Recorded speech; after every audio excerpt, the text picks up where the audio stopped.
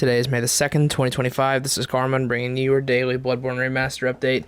No news on a Bloodborne Remaster day, no news on the emulator. For Souls news, Elden Ring Night Rain had a big trailer today. It just showed us a bit more of how the world's going to work. Some of the random events that'll happen. It seems kind of interesting how it'll be different every time. We also got to look at the Duke's Dear Freya, another returning enemy. This is from Dark Souls 2. The animations are noticeably different. Like, they're better, obviously. But, like, it's different. You know, while I can tell Centipede Demon is very much using the exact same animations and the exact same bones, Duke's Dear Freya looked a little bit different. So we'll see. Maybe it's... I'm going to assume it's because of a difference in the engine. You know, I believe DS1 and Elden Ring do use the same engine, whereas Dark Souls 2 runs on a different engine from the rest of the Souls series. So I'm going to assume it's because it runs on a different engine. So maybe it's got something to do with why it looks a little bit different.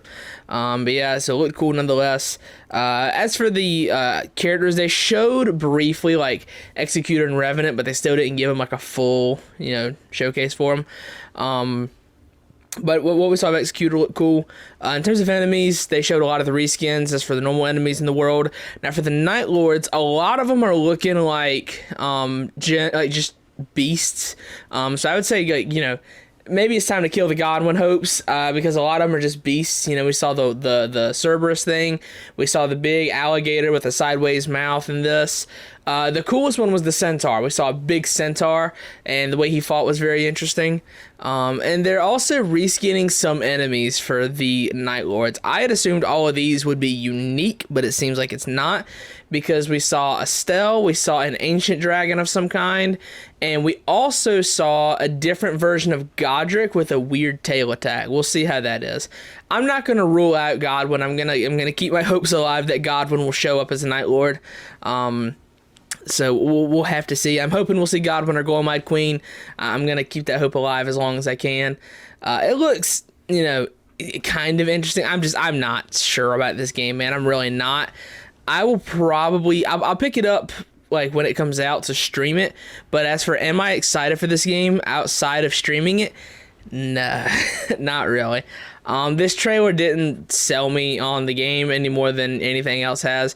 I'm going to pick it up because my channel is based around it, but I need to make it clear that if my channel was not based around this game, I would not be buying it. Same thing with the Duskbloods. If, like, I'm not going to buy a Switch 2 for the Duskbloods anyway, but when it does come out on other platforms, if my channel wasn't based around Souls games, I wouldn't pick up the Duskbloods. So, yeah, for Night Rain, we'll see.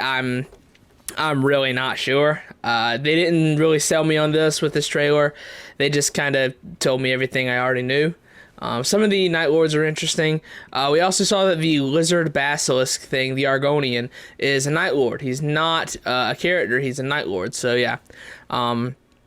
I hope it's solid. I hope it's decent. I hope it's, you know, something at least worth streaming. So yeah, we'll see how it is in about a month.